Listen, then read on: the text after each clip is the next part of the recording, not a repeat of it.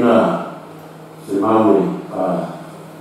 kare nai tātou whiwhai no ni whias. O le tua o lo tātou mauia, ma o tātou mausu. E whaio io so sani sinceri i kua o ngā. O sa whiwhina te saramo, ina i whaio ni tātou loa, sa lima ni fwoi aso na māngamo mō māngat, sa te ina i tua le mwhafo na mwhare, le eka na iaime pamplana ana whionga i tua. O ia lava o lo tātou mau,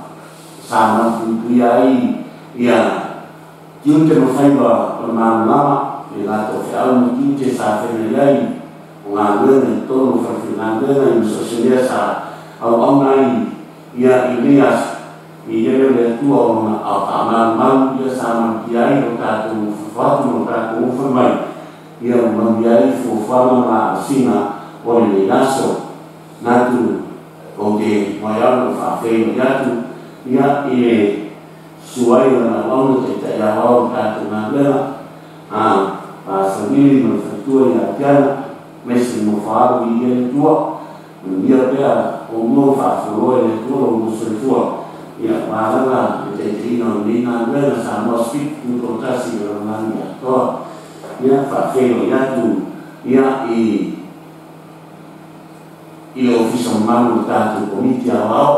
ngā tō le Augustusio ngā lera i a mesi fōi i te koroa, ia mungia le tua, ia i o tō taima mō tō tiuti, ia sa tautua ai i e tō o ngai o tātou tai, ia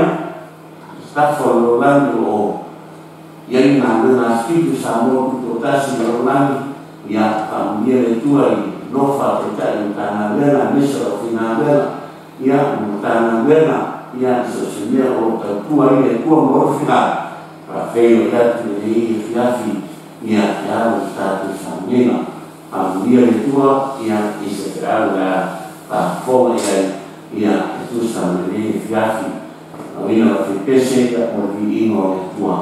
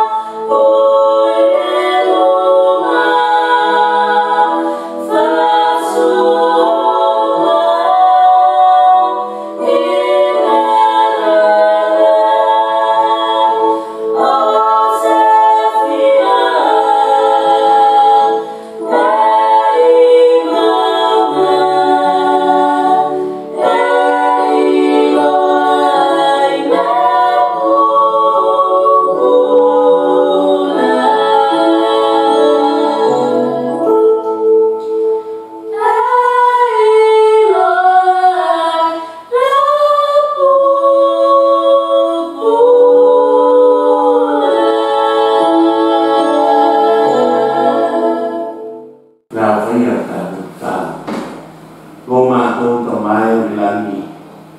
Ngomua me uma whawhia o whia o a rei no rofa. Nei marupuia i soifua o lo boutanata. A whenai ma whaira tau awe ni tiute sa whenai ei manu mama. Nei wei laso o o ai au a rei ma o e kula fo ino i mātou uma. Fo i leo ni ina whanungun whanitana atu me whawhai. Tu e ino o rofa CCS. Wei fuwanga tanata o mea fo ina ratu i ina ni atu ai. Nā mātou whālongo e sofi nā. Whāoku mai na ona mai mai na whātawa. Whātupu ma mono panatu na iato. E ara no mano no pai. I nā tia e mono o tanata. Ki tia marunga o e Kristo e ara i o whio. I o e whātawau e whāhola. Amen. O se mau o tū o le e whiafi. Ia, o se mau te me gaila o whaafonga. Le mata i kanisia, Spiritu Santo tu kotasi no mangi atoa ia na tu umo e o mauma mai nei ka salama e meso ta tu sabile i fiafi taia mai mau o fa di mai nei fiafi tu sia ni Cristo tu sia família tu matasi o fo perfeito o le man malo e mau e ia me uma e fai fo ia umo na tua e fai fo ia mo wa tari o upu ia ala fiona na tu e tusi le o Yesu fanai o e manu mano o te nanta na te fia maua mea uma e le ora to lau e ora manu mano le ara la whamutala e Yesu mea uma e kau na maua e te nanta e ora manu mano aisha mei ia e kuo whao kuna e whiau e fiafune a e fia maua mea uma ia e soifua manu mano po fiao e maua mai ani nei fiao ia a fiafua e whaafonga mai ani mai e sila mai o le atūre nā fiao e fiafune a e fia maua mea uma ia e soifua manu mano e le whaina e noa mea uma ka e ora whiaina ora kulau aia e maua e kanata e ora manu mano lana o tau sinionga ne tau sinionga tapi tau sinio ina ia tupu kea le manu malo i lo soifua malo bola ina i whai ona tātou maua mea ia a whamutala Yesu e maua e tana ka ora manu malo mai e la ngomua la ai i mea ngomua e maua e le ora manu malo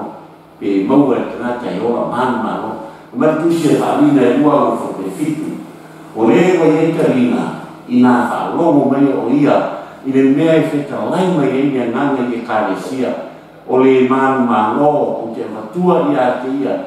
e ai i le la au o le ola i to tonu o le parotaisio le tua le ale mea leo whamatala e Yesu e mua maua e tena ka ora manu malo o le mea mua whanai a whai e eni o tātou karina e te tau o na ora manu malo tarina na ora manu malo whawhea e fia e whalomo e fia i mea ai wharenanga e fia e taria mea ai wharenanga i lana whalomo o le tāua na a ora manu malo tarina e whalomo ai e na te fia foi e taria mea ai wharenanga a mea ai wharenanga a lea te whaafonga i le fia nei a e fia la e te maua e te fia maua mea uma tau whai o tātou tarina ina i ora manu malo le ngata ia ua whanai le whionga e tua e ma whai ona e te ngata manu malo ona ai i le la au o tu tongu o pautaisha ai le la au o tu tongu o pautaisha ese na tāua o le ngata ai manu malo a lei ona whalomo ka tukarina e whalomo na malo e loa ai ona ai keo ka tukarina e whionga e tua ma taku mai e a te tātou ia te tāua o tangata e malo malo e fia e ai le la au o loo e paukeso o upia Yesu e whenua e Yesu e mo e tangata me uma e a whai e ora malo mea i ori tusi Lana ua, whamina ua o whakasura whitu. O le ua iai ka lima i ngā whaaro mai o ia i le meo whitawai na iai na ngāne i kaisia. O le manu mālo te watua ia tia ia e mātea. A ai, o le awatu fo ia tia i le ofu sina sina ua tu sia fo ia lona i ngoa. Ia lona i ngoa fo e i ngoa ai ia mamaua e ia. O le tanata manu mālo ka me o ia whamakalanga ala whio ngā le tua i le ngata e abati a te ia mā mai rino e ai whamei ofu i le ofu sina e ai le mā mai rino e ai le whio ngā le tua e whiawhia e ora manu mālo e ai le whio ngā le tua e ai le mā mai ai le ngati ia whamei e tusi le ngō fōu i le maa sina le tanata ora manu e tusi ai se ngō o se tanata ora tu laro se tanata ora whea ima se tanata e le manu malo a whea a Yesu o le tanata e manu malo e tusia mo le moa i le maa sina ma mea rifua o le maa mau teni tātou te ora tu laro ni mai mau rifua teni tātou te ora tu laro pompoi a o mea ia mau e tanata ora manu malo e ngata e ai le mana ilo a whiawhia o le atu sia mo le ngofo i le maa sina e le hati ia e mai e le ai se tasia na te loa na o le o noa rai tu ta ua o le tanata e o manu malo le kalesia a so fitu sa motu o tas e mau teni tātou te au mana mure a tātou te oro whiina tātou te le mau mene a mele whenei i whakana Yesu e tātou te mau mea uma te a whai tātou te oro manu malo e le ngata e ai mana ilo tusi o tātou mua fōu i maa sina ai whenei e le ai nau se tasi na te ngori na o lea o moa e mau e tanaka ora manu malo ai le mau e tanaka ora whiina me rei o nāna mtonu o pre ono tusi na le ufu ono o tusi na le a whaina o ono mai o le manu foi ma tausi ia o ngā mera se ia o i ngata ana o te awatua ia te ia le pule mu ese ya pe mai o le manu e avatu ia te ia ngā mera e rei manu i ngā mera e rei te tisofia to te ka te mafua to ina ma ora whaia ina e whaia ina i ngā mera e rei e le whaia ngā mera e rei o ngā mera e tua mafu ala na tātou te tōki naro ai e sa tātou te lefi au auni whai ngā ngā leo ngā ngā ai tu hai po Yesu a e whia māmaro whai ngā ngā leo o te nata ngā nui ngā ngā leo o te nata māmaro ai le nata lea whia na mai e apati a te le pūre i ese o te nata māmaro e le sanata whia ina e mo whai i e pūrea ia ese e puli tanaka e ora manu mako o le whaana naunga na mali sa utonga na ia te tatou te au na tatou mora manu mako i le no whaia e tanaka ora whia ima i le no whaia e tanaka ora tulalo ona maua mea ia pe a whaia le ora manu mako ai maua e tanaka ora manu mako lea te le Yesu o le manu mako maua mea uma ia whaapalaua Yesu la whiawhiri nei i le whaia tātou loi o na ora manu malo. Na li ore, o le whaia me, tōru o pe lima, o le manu malo e wha ofuina o ia ofu sina o te soro i se ea, fo'i i lona ingoa, o te le soro i se ea fo'i i lona ingoa, i le tusi roa, ai o te tau atu lona ingoa, i luma o lotama, ma luma o ana angelu. Ese mataua o le tanata ai ora manu maro e le na tātou ngā nue ma au auna i atua ai e te whaia mea te toinalo mai whaia ina mai ni ora manu maro a mea ta mai Yesu pamea o le manu maro le ngata o ngā nue lei ina te whaia ai pamea le mai ina te matua i ati i le pūri ni ese le ngata i le pamea e mai o le manu malo o te whaia lea ma poutu le man o loko tua. Mea, e le to e mwhafo lama ia o te tusi foi i lona suafa o loko tua ma le ingoa o le ai a loko tua o Yerusalem fau e a mifo mai lani ai loko tua a to foi ma loko i lua fau. Mea hana whio ngani ko le man malo o te e whai ma poutu i loko mamanu. Tana taolo mamanu e whai ma poutu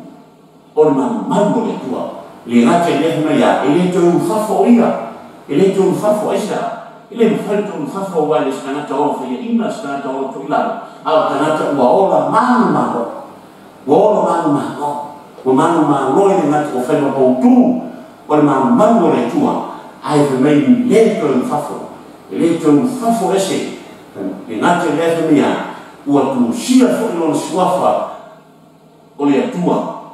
ua tusi ai foki suafa o le atua ia teia. Wa ai o tolu mata mo fio tangata ola manu malo le kalesia e o fan fa fonga mai nita. Ai le ngate lia pe mai o le ngore ai o mo tua o Yerusalem fo e a mifo mai lani mai longa tua ai tusi ai foki mai ngore o Yerusalem fo. Ese mai mata mo fie o tangata ola manu malo. O mea ia lele mana o Yesu e tau mai, pe a ola manu malo,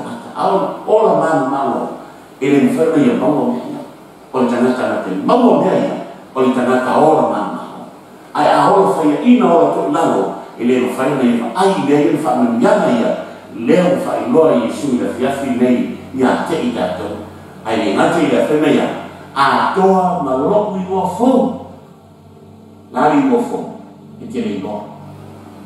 Ai o le aso e te maua i mea umaina wa e mana malo ia ino soka fau ia ino mua fau le ingoa fau e whaasuafa i nai oi ai le ngati le tu sia i le ngoa ua tua i ate oi mai tusi ai le maru le ai fau o Yerusalem fau i o tato tanata ai sia le ano tanata ora mana malo tanata na whaia mea e ino ai e ola manu malo, e le ino whaia ni mea whaia ina, e le ino whaia ni mea tu laloi, a au auna lea tu, au auna ngā ngā lei, o ngā mena e whaia ina i loa e ola manu malo. O nā lea, o nā maua leo mea uma, me leo whakatalanga a la whionga le tua, whalinga i tono ni whakabusu matas, o le manu malo, o te matua ia te ia māte no nofo whakatasi mao, i lo nofo ai, e pei o apofo mana manu malo ua manu nofo fo whaatasi ma lokta ma i lona nofo ani upo Yesu a tātou manu malo tātou te no nofo whaatasi ma ia i lona nofo ani aisa lai no nofo ani ma lona ma o tanata manu malo na i le mwhena nofo is tanata ola whiaina i le mwhena nofo is tanata ola tuilalo se tanata e na te le whia ngā luna lei e ola manu malo na ta ngā luna le hanga ngā luenga e to i malo popohi ma avea mea e le mawhai eo na ia maua whaamanianga ia le awhai mai a Yesu o le mamaro o te avatua ia te ia mea uma na te maua mea uma a eo whaamalau de Yesu i le whiawhine ka mai e ngata ina ia tātou no nofo mai ia i lona nofo ali ia a ia loa le tātou o tātou tangata o mamalo e le mawhai o te whafo mai tu tomo le mamalo e tua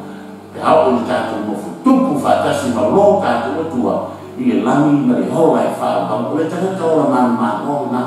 leo whaau kuminai ango le whiawhine a e fia maua mea uma sista ia e soifua soifuanga mamalo e ke le maua pe a e ola whiaina e te le maua mea uma pe a e ola tangana a o mea uma i o whaamalau le whiawhine e Yesu Keriso e maua e tangata ola mamalo pe a whai e te soifua ma oula i se soifua na mamalo mara whai e ta lo mātou to maerila wa i uri ngā mena i ia leo au fio whaafikai ana le whiawhi i nei mātou noa le ni e o le soifua ma o le soifua malo se i o i aso e te fio me whakaina i mātou le pale o le oli ma whiawhia a wā o mātou malo ia te oe o mātou o li ima mātou wha. Ia si leo le ato o wha māngale mātou. Ai o i o Iesu whafta. Amen.